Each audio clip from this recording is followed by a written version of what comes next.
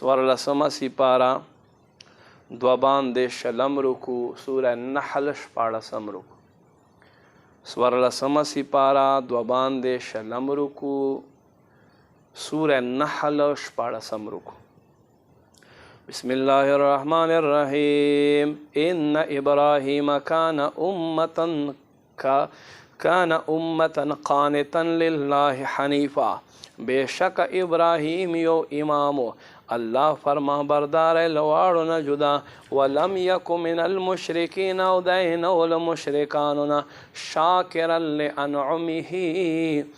اللہ احسانون شکر ادا کون کا اجتباہو اغچ اللہ خوخ کڑائے وحداو الى صراط مستقیم او دتا د نیغلار ہدایت کړه وآتیناه فی الدنیا حسنه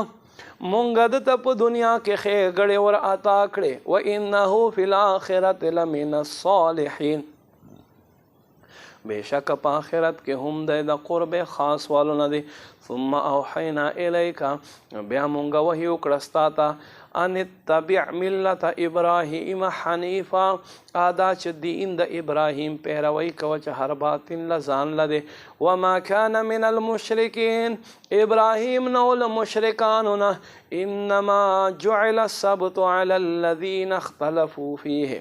بیشکا افته ورځ خو په خلکو باندې کې خودل چا چې اختلاف وکړو پدې کې وان ربک لیحکم بینهم یوم القیامه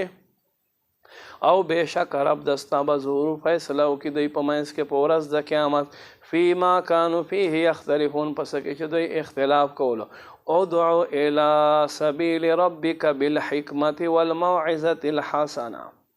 بلنه کو خپل لارې د خپل رب لارې طرف ته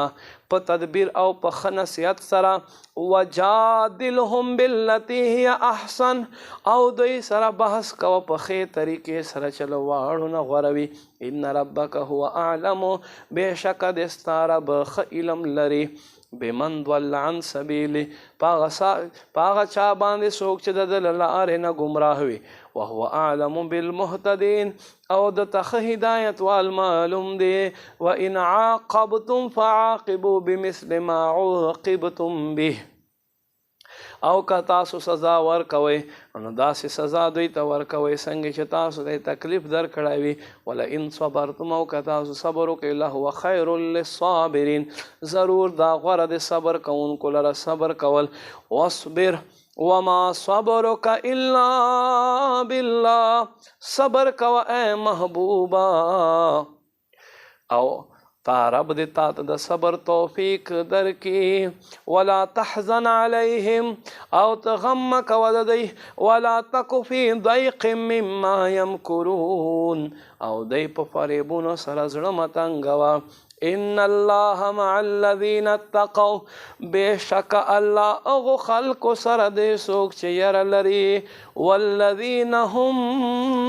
محسنون دا هغه خلق دي چې نیکیانې کوي